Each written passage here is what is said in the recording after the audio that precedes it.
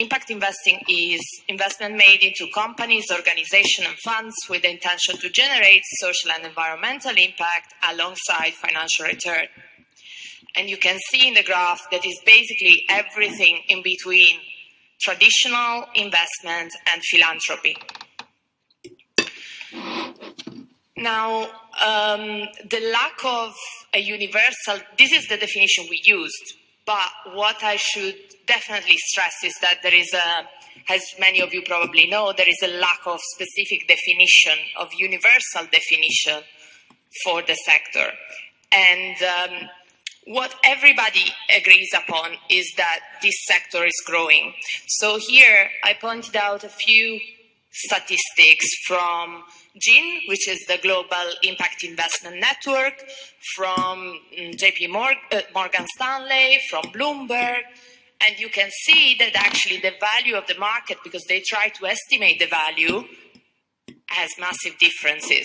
So, for example, for GIN, we are talking in 2016 of a market size of about $110 billion, while for Bloomberg, we are talking about $23 trillion. So you can see that the scale is slightly different, I would say. So what we try to do with our paper, so looking at all the Twitters that we could collect from during a period of 4 months, we decided to try to understand how is the impact investing market growing, and especially if it receives social media attention. What are the relationship between the different categories of player, and what do they talk about? What are the key influencers and their communities?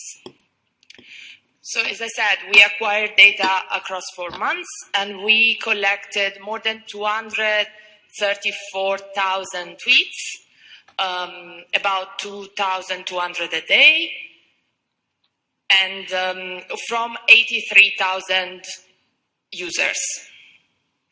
And what we found out is that, quite surprisingly, nobody's against impact investing. So people are either neutral or supportive, which is a very good news, and it gives a lot of space of maneuver, if you want, because it's really, really encouraging. And why I say it's surprising is that because there were previous research made on climate change, for example, which for me, it's obviously something positive, but, well, I'm not supporting, I mean, of course I'm supporting climate change, but was quite a controversial topic. So some people were really denying that. What we have also done was trying to understand who are the most influential people, the most influential users in our data set, and we identify a group of 170 users. And as expected, we found the vast majority were practitioners or intermediaries.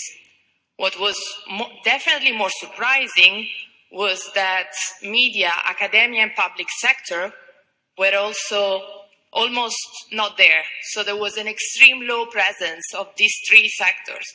And for me, being a practitioner that has worked in the sector for the last 10 years, this came really as a surprise. And even as a little bit of a disappointment, if I can say that, because there are a number of governments, a number of international institutions that are really putting impact investing at the core of their policies, and still they don't communicate that. So I think there is a massive gap that needs to be filled in, that needs to be tackled. And the other point here, you can see a list of the 10 most influential Twitter users. And the other very surprising and striking finding was that there is no presence of media, at least of the mainstream media. So I know that there are some media here in the room, so it would be interesting to hear from some of them what they do, what are their behavior, and So it's really a call for those that are here. And another thing that I found quite surprising is that Goldman Sachs, everybody knows about them, were the fourth most influential user. In this slide, you can see the connection between users and what do they talk about. You can see a number. I'm not entirely sure you can see it, but perhaps you can try. What I found, there are a number of interesting things, but for the sake of, I'm conscious about time, you can see that private companies only talk about ESG. And this is another thing that I found quite surprising, because no private companies are talking about impact investing or social enterprises, which is another big topic. Nothing. We also looked at the communities that are around the most influential users. And here is a representation of this community. And this is, again, what are all the topics that are discussed in those communities. And here you can really see and appreciate the vast diversity of topics that are discussed. One of the last slides is about the communities and the categories. So, looking at the most relevant communities, basically it's like which categories are included into that. And you can see that and this is a clear example that tell us if the different communities of impact investors are talking with each other or not. So basically we are saying, are demand and supply connected? Do they talk enough? Is there an actual dialogue between that? And again, quite surprisingly, or maybe not, it depends from the point of view, Goldman Sachs is only talking with investors, with nobody else. So not with investees, not with nobody else. When I say Goldman Sachs, in this case, I don't talk about the company specifically, but I'm talking about the community around them. So everybody who is tweeting what they say. And another point is, of course, intermediaries are across all the different communities. And the other point is that only one community covers all the different categories of player. Only one community out of 10. So again, this means communities don't talk. So media talk with themselves, investors talk with themselves, and again, there is an extremely low presence of the academia and the public sector. So the conclusions are, first of all, impact investing is growing, and that's a great news. And there is a positive common feeling about it. That's another great news. But basically, there is still a lot to do.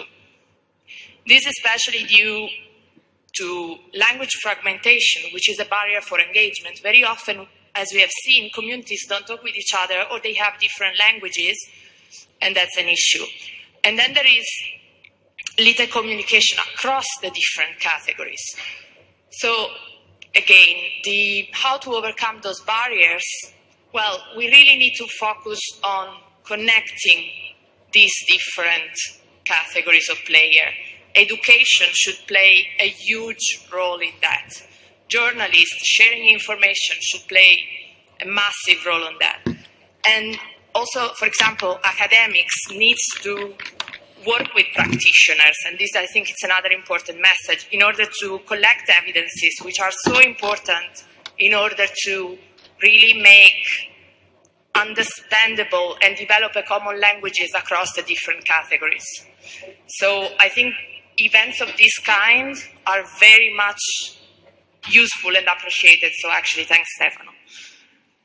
Thank you. Thank you very much, Luisa. My first reaction would be to ask you if it's reasonable to argue that complexity in finance and on the language about it is actually filled on purpose, in order to keep the discussion between closed door, and also the fact that communities does not talk together while investors do.